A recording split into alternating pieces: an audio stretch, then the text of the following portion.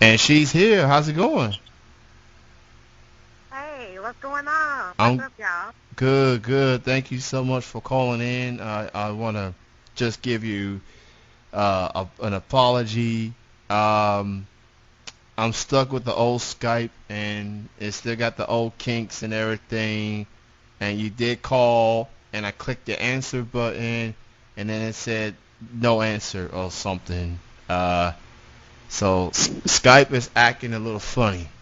Um, Oh, it's all right. so I thought that's here for relying on technology. yeah. And I've reached that point when it's like Skype is gonna have its moves, it's gonna be bipolar and everything. But thank you so much for being on the show, considering that you are gonna be performing within the next couple of hours, actually. So let's get into this show. Is at Louisville tonight. Talk about the show. What's it all about? And what you have in store for the audience this evening.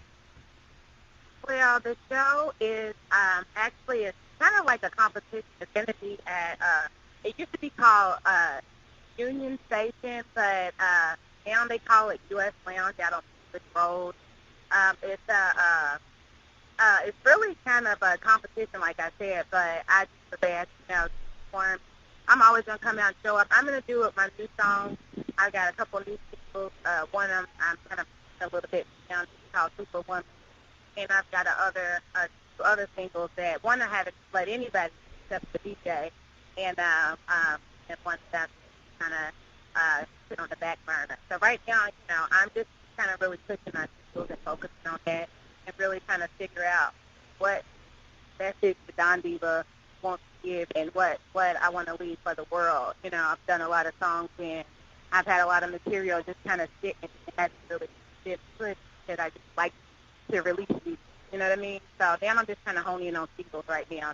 And hopefully, the crowd always receives me well, and I'm really gracious. I'm sorry about the train in the background. I'm actually on the side of a club. I was just visit the club owner, and we were just talking games. So I had to run outside on the side of the club. So I apologize for that, but I know it's a big short. But yeah, I'm just working on singles, and tonight I'm just gonna perform a couple of, and hopefully everybody receives it well. But they always show me good love, in the city, despite what people say about the hometown. I hear you. So, um, how do you prepare to perform for a competition show compared to performing for a show when you're just showcasing, you're just out there performing? Well, usually I kind of get my skills because I like to perform in my skills. That's my kind of signature. So, I stretch. I get to be in performing arts school, so we really used to get in character. Too. I'm trying to run from the train right there. I'm sorry. I'm all in the club now on the side of it. But I usually stretch and do all that kind of stuff like I learned in performing arts school. I do the same thing whether it's just an open mic or if it's a competition. Better prepared than not wherever you at. You never know. Like the bartender, she may know somebody. You never know. So I always want to be prepared. And it's all good with with the train background. I've had people call from all over, from bars to clubs to walking with that dog, and so it's all good. So shout out to the train, um, doing what That's they gotta do. true. And I live in Lexington. I visit Louisville several times. Very fun city.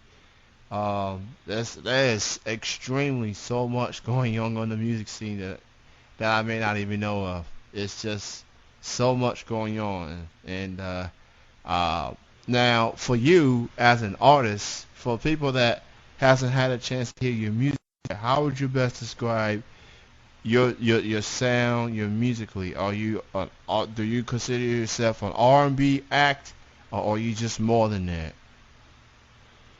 I'm hip hop. I am hip hop. I didn't grow up wanting to be a rapper or a hip hop artist. Everybody has a debate on what's actually called. But when I was little, you was a rapper or you did R&B. Was no hip hop. And when they broke it off, some people that are more lyrical, so like they're hip hop, and some people, that they trap rapping or whatever they say, that's a rapper. But whichever way you describe it, that's I don't think, I actually used to think when I was younger, but I don't do that. It for me, rapping does something to me. It just takes me somewhere. I fly away. Like sometimes I don't even remember what I did on the show. I'm kind of dumbfounded afterwards. So that's hip hop. I know that a lot of people think on hooks and do all that. I've sung on hooks too. I'm not saying I'm in one box, because I kind of go with like where it takes me, how I feel. I don't let people put me in a box, because I've always been kind of a butterfly. So hip hop for me was me being able to be me and not have to worry about what people think. And then I look up and they rocking with me, they bopping their heads. And I'm like, oh yeah, this is what's up. Like I can do this forever. I can feel great about it and speak my mind and talk how I want to talk how I really talk. Not when I'm at work, like when I'm in the hood, when I'm on my regular. That hip hop is that for me. That it just allows you to be. You at work all day. You have to have your business voice on. When you're handling business, just in the American dialect, just as an adult, a mature adult, you have to speak that way. So when I get into my hip hop, I get real grabby. So that's me, and I'm not saying I would never do this harm. Just like I said, I started out, but hip hop, that's me. That's cool. So for you, as an artist, and local artists especially, having the support is very important. Whether it's Right. fans and especially your fellow local artists. Now, and I've been to local shows. Some of the performers' family members come through. Sometimes they don't. Depending on work or kids or whatever the case may be. Like, how would you describe the support that you get, not just from family and friends, but for local artists as well? Well, I think that's something we all struggle with, because it's hard to discredit people for not when they have their whole life going on. But at the same time, it's like, man, this is not like ever since I was a kid. Like when I was in first grade, I put myself in a talent show at school, and nobody changed. Like from being always down, I've experienced that. So that's a deep-seated hurt that for me is really real, And so I try not to get in my feelings about it, because on the flip side, like I said, I know people have their own life, but it's hard. Like you go to your show, prep, you got to pay for babysitter. I'm a single mom. I got to pay for babysitter. Sometimes I got to, get my hair, my nails, my makeup, my clothes, all that. I'm in my room with the door closed. Music up loud, in my little leotard, in my heels, and I'm going hard, sweating. And I get out here, and none of my people there. That's hard. But you can't be mad at it. It gives you a backbone too. You have to stand on your own too. And I feel like now that I've done this, my little anniversary, my 7-year anniversary is next week.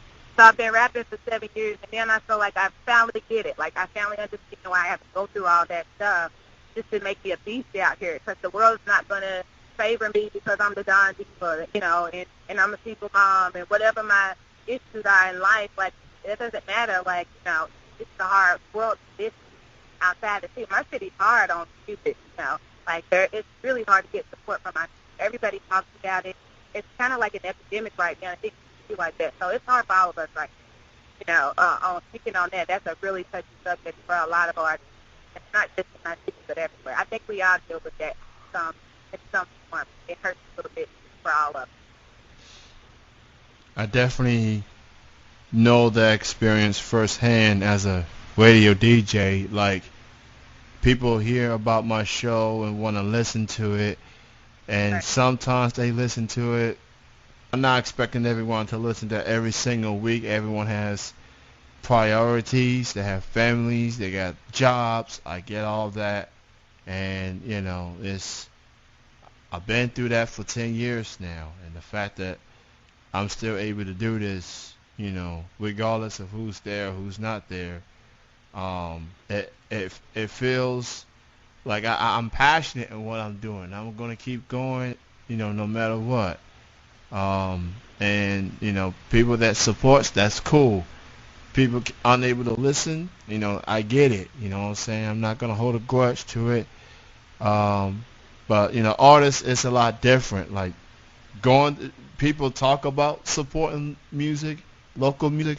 It's another to actually doing it, by actually Right. going to shows, that buying the CDs, and cause y'all in the studio, y'all actually record these songs. It costs money to record this stuff. So and, and if you're real artist, you copywriting and doing that. So, a lot of people don't think about all of that.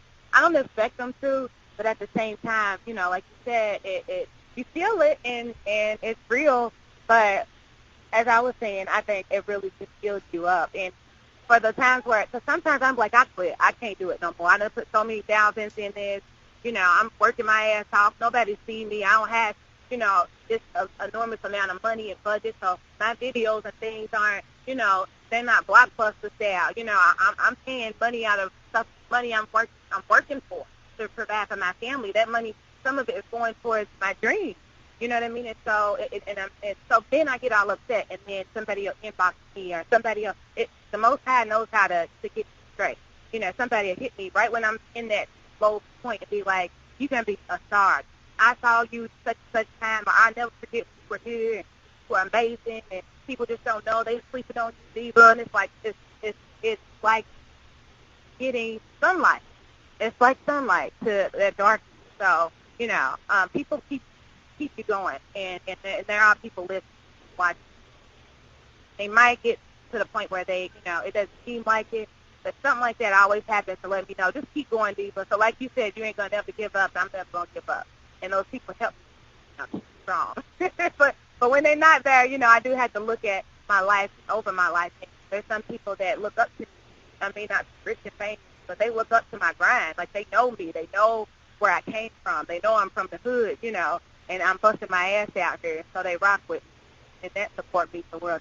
So I can't just credit people if they don't show up at my shows when they rock with me in so many ways, you know what I mean, and support me.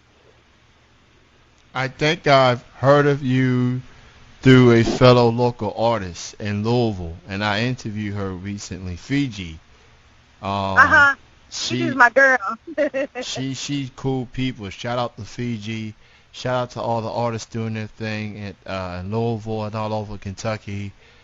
And I do tend to ask this question, especially those who lives in Louisville, born and raised in Louisville. There's an individual that's doing his thing, who's having mainstream success. Mr. Bryson Tiller. Oh, yeah. He's definitely become one of the big names in the R&B hip hop game right now, and it's so real that this is a guy. He's not from New York. He's not from Miami or L.A. He's from here Right. in the bluegrass state, and he's become one of the big names in R&B hip hop right now. I mean, what's your thoughts on him as an artist, and him being from Louisville, and to succeed and doing his thing out there? I mean, like you said, it's surreal. Like, it's such a great thing for us. It's kind of like, seeing Barack become president. Just see somebody that is close to you in some way, in some shape or form, make it. And it just lets you know that, dreams can come true. He didn't get that support in the city either. He had to go elsewhere. Wasn't nobody listening to Bryson here. They wasn't rocking with him. He had to go outside of Louisville, outside of Kentucky. He got hot somewhere else. I think it was like New York or something. Like, that's big. It's hard here. So for him to go and go all the way, like, and we get to see that in our lifetime, like, it's so sweet. It just gives you the sweetest feeling in your stomach. He just worked with Nike and redid a basketball court in Wyandotte Park, and everybody came out with some controversy, about him making people pay for the clinic, and how people, always hating. Nobody ever wanted to see somebody shine, and he came back, and he didn't have to. And unfortunately, it kind of put a little damper on it, but for the real folks that, don't look at all that stuff, we just excited for him. We blessed to see it. We blessed that our kids, the children watching that are in these streets like we were.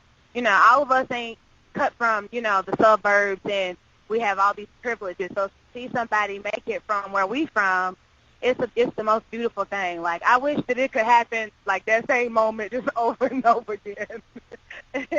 And different people, it's just amazing. And I hope that he inspires anybody, whether you're doing music or whatever it is you're doing, just keep going, like you said.